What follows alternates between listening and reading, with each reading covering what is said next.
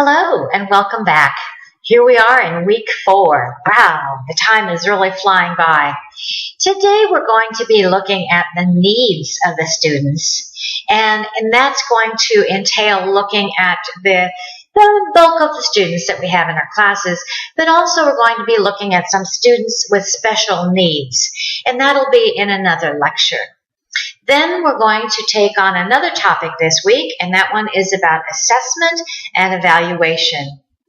But before we can really know our students' needs, we have to know who our students are. So that's one of the topics we're going to be talking about in this lecture. We're going to be looking at some research and some theory that's related to student needs, but I thought this was an important quote, and this came from some of the research I'm going to talk about in just a minute. But the quote says, "Knowing our students leads to a more productive learning environment." And you can certainly understand that. The more you feel like you know the instructor or you know the other students in the class, I think maybe the easier it becomes to go to class and to interact with others. But let's start with the obvious. One of the things that you need to know as an instructor so you can meet the needs of your students is the number of students in the class. Now, I know that sounds obvious, but let me talk a little bit more about that.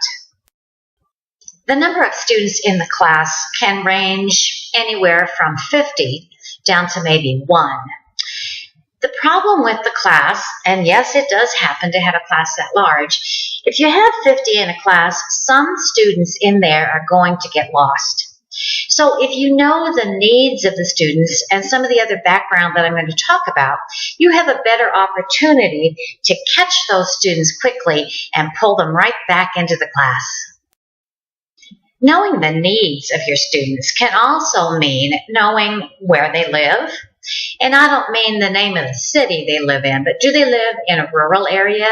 Do they live and work in a big booming metropolis and have to take a metro to work or to school? That helps you know their needs. We also need to look at the age range of the class and the educational background. From the research and also from my own experience, I can tell you that older adults often do not want to participate in a class where there's a lot of younger students. There's kind of a divide there, and they feel a little uncomfortable. The younger ones also feel a little uncomfortable because they don't have as much educational background as some of the more mature students in the class. So you have to really know those needs. Another thing is to try to understand what they already know about the topic or the content that you're going to be teaching. That way you can pull some of those experiences and backgrounds from some of the students, not 100% of them, but identify some that really have some interesting background in that topic and let them share that information with the class. That, again, is getting to know the needs of your students. I'm going to jump out of the theory and the research just for a minute and share some experiences with you.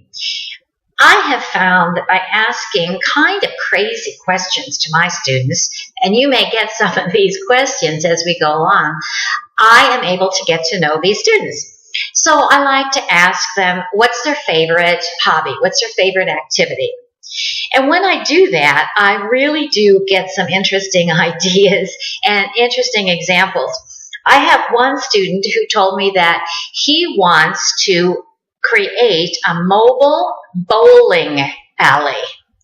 Now, that took a lot of time for me to get all of that information and to understand it. But now I know his needs in my class, if you can imagine. Some research that was done by Dee Dee in 2009 really relates to what we're talking about here.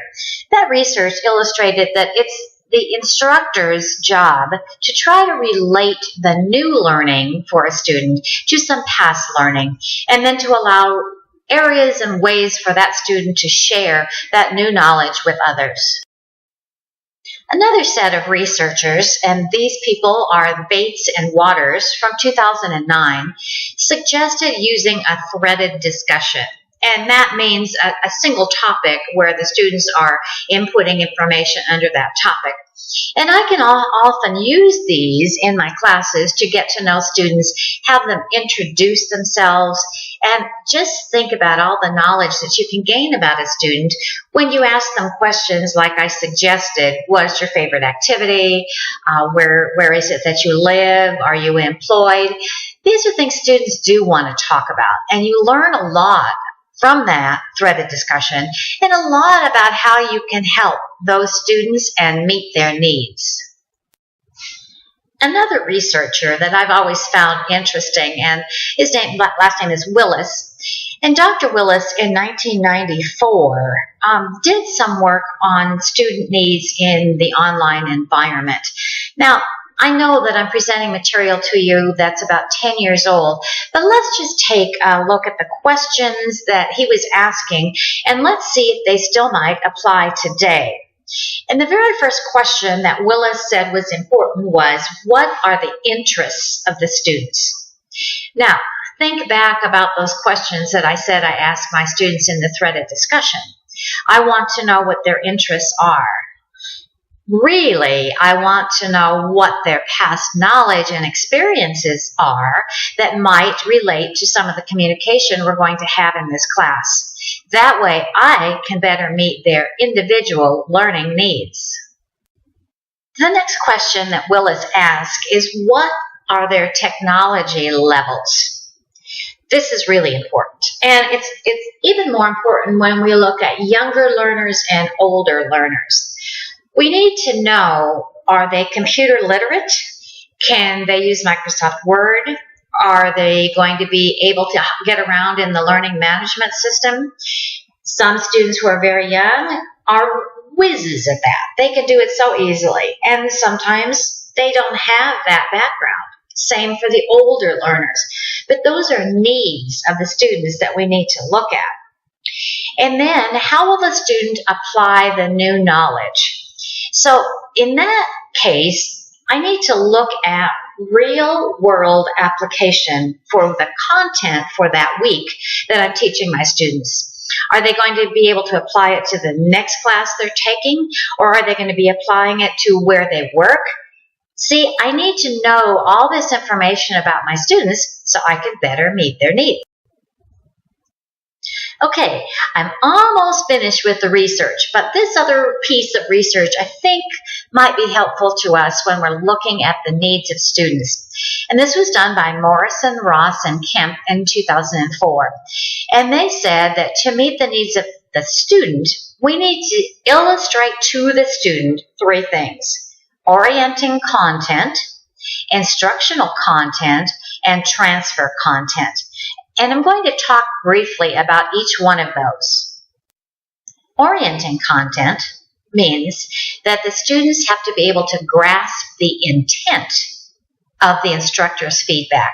And I talked about that a little bit earlier in another lecture that we had. But it's very important that when you're giving feedback, when you're talking with these students, when you're emailing the students, that there is no miscommunication, that they really understand that you are trying to learn about them so you can better meet their needs. The instructional content is really quite obvious too. It is what is due and when is it due.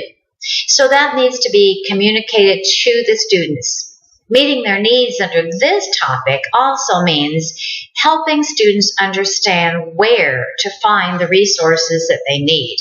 Now, most of them know how to do internet searches, but there's also resources in the classes that the student really needs to know how to find and know when their assignments are due. This same research said that students will value information if they perceive it as important for them and useful.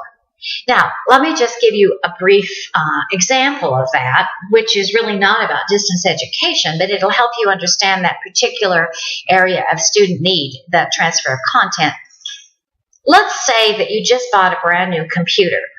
And you bought it because your neighbor has the same one and you kind of liked what they were doing with theirs. But you found that it was really, really difficult.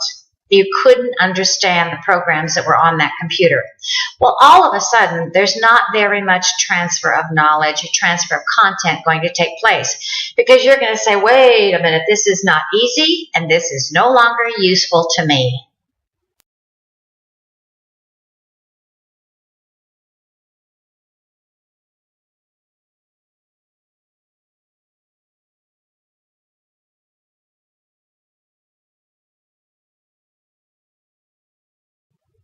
Okay, that's enough about theory and research on student needs.